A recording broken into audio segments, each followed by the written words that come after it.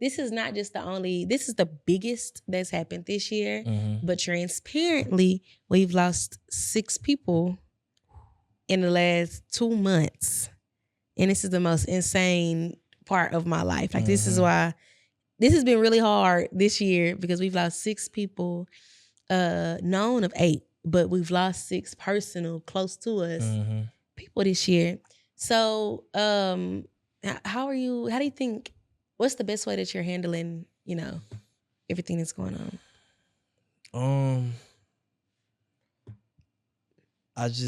You just gotta like think unselfishly, because for one, they're not ours. Yeah. Like, oh yes. Say that again. They're not ours. We think we own people. Yeah, that's God's children. We're all God's children. So who are we to want to keep them here on earth when paradise awaits?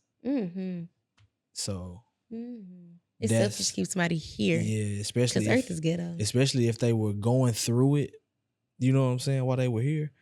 Yeah. Like, why not? Shit, I'm gonna celebrate. Yeah. Like, shit. No more hurt, no more pain. None of it. Like, I'm gonna celebrate. Like, you made it. Yeah. Like, yeah. Podcast.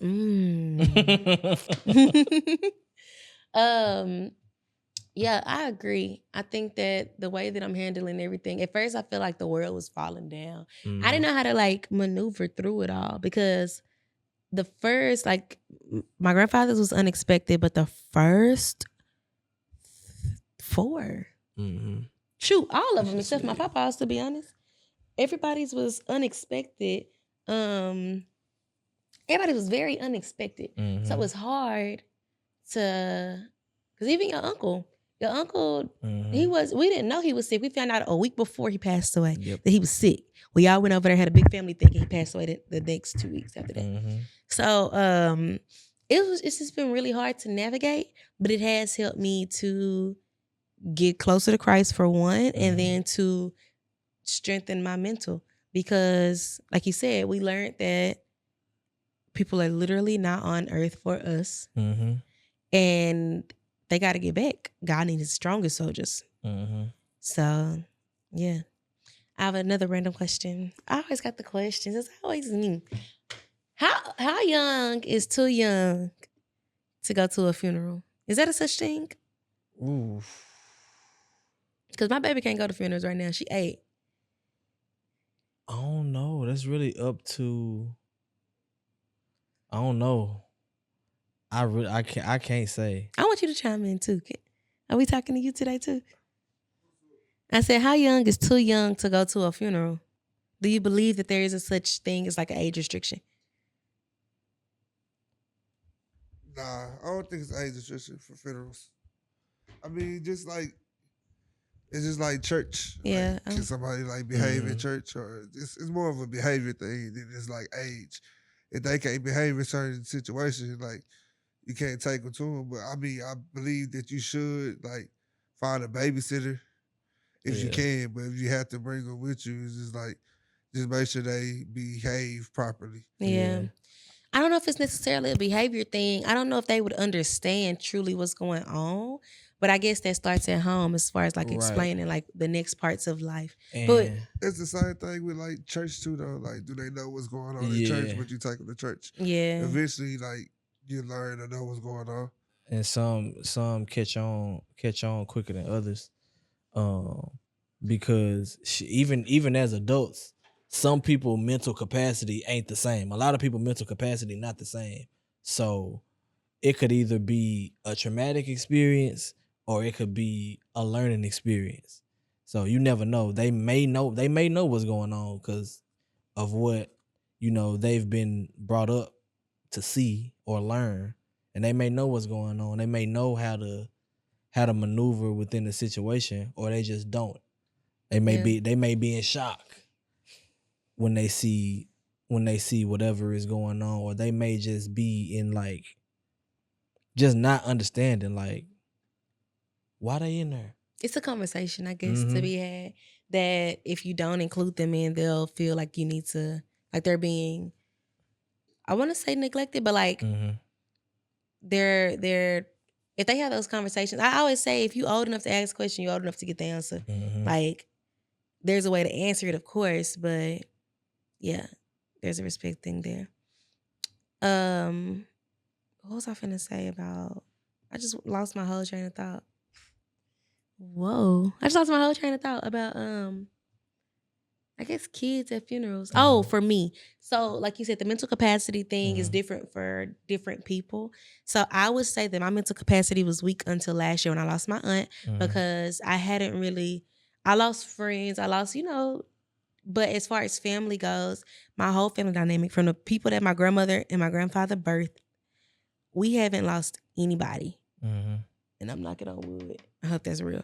We hadn't lost anybody up until last year when I lost my aunt. So that was like, that shaked me, that rocked my soul because it's like, wow, I lost people, I lost friends, but that was the first funeral I went to. And like the younger you are, then the more you're able to get used to things like that. I hadn't been to a funeral since 2003. And so 2023, 20 years later, was my next funeral. You get what I'm saying? So I do think that maybe that's something that could be introduced, even though I understood the concept, like to go to a funeral and to live through it and to see somebody getting put in the ground, like all of that is like something that you need to build someone up on because that took me a long time to just get over. And then boom, I have this where I got to go to this service next week. And yeah, like, you don't know how you going. I don't know how I'm gonna navigate in that moment. Like I didn't think I was gonna do good with this situation, but here we are. It's gonna be because I've been to plenty. So, and I don't know. Of course, you're gonna have your moment of sadness, but afterwards, when you see everybody, like the family and everybody just fellowshipping, laughing, eating, playing cards, playing domino, like it's gonna bring you some sort of like peace, and then you get to talking about the good memories, and yeah, it gets better, honestly. So, what big death rocked you? Ooh, it was a few. I ain't gonna lie. Do you feel comfortable talking about it? Or? Yeah. Okay. My granny's rocked me as a child. That was what, 03? Yeah. That one was a big one. That's my daddy mama. Yeah, my papa died in 2003. December. My godmom. That one was cause I was supposed to be at her house that weekend. And that happened. I got that call in the middle of the night, and I just heard my little brother in the back. Just that one was crazy. What's another one? Thank you. But those was 3 back to back. You had 3 family members pass in less than a year. Yeah, my auntie. Big family. My auntie, that was a big one. Both her sister too. That's what I said. Kathy and Joyce, them like, cause the Joyce Rogers. She planned her whole funeral. That's the crazy part. That's invited y'all. That's what people crazy? Don't know. She planned her. I can see myself doing that. She planned her whole funeral while she was in hospice, but told all the speakers and the performers that they were coming to a conference, like a women's conference. But whole time they coming to her funeral, and this person is hosting her funeral. And that was like just beyond me. I was like, what? She was a great woman, an amazing woman, known around the world.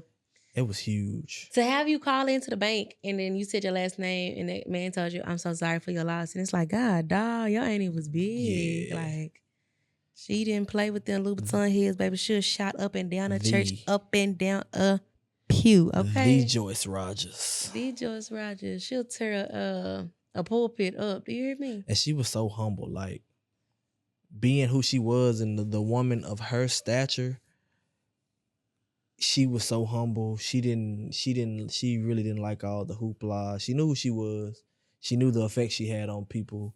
Like they was telling stories about her, telling like stories about how she'll come and literally just sit in the back of church so nobody made a big deal so she can hear the word, like, and then she'll text that person and be like, hey, the word you told today moved me. Like, and they'll be like, I didn't even know you was there. That's yeah. beautiful. And she be like, yeah, I was in the back. She was Like, the Cat Williams of gospel. You had to have watched the Cat Williams documentary to understand that. Like, because Cat Williams is sitting in the back of comedy shows and not make.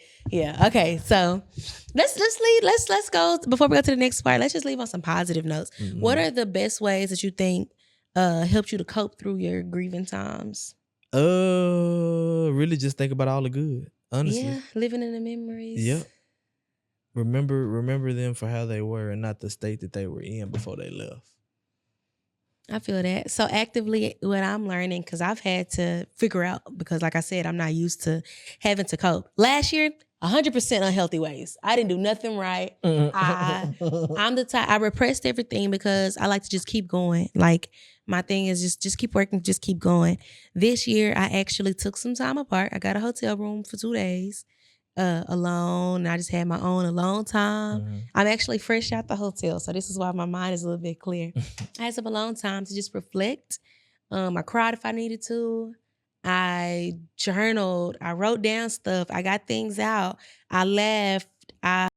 Thing that I needed to do to just feel, because I never felt. Mm-hmm. You know what I'm saying? Like I never really was good with just like feeling. Mm-hmm. So I'm just allowing myself to feel every emotion that I do have and being okay with that.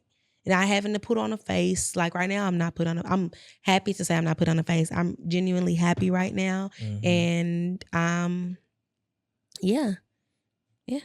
I think another thing is like prayer. Prayer definitely works. Mm-hmm. And you gotta be real specific with your words when you praying.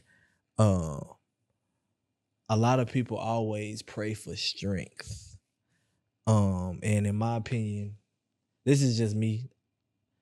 I stopped praying for strength and started praying for endurance. Mm-hmm. Because if you always gotta be strong, like that's gonna take a whole nother toll on you, and it may tear you down, because it's like you asking to always be strong. God gonna keep putting you through situations where you just have to be strong all the time, versus having endurance.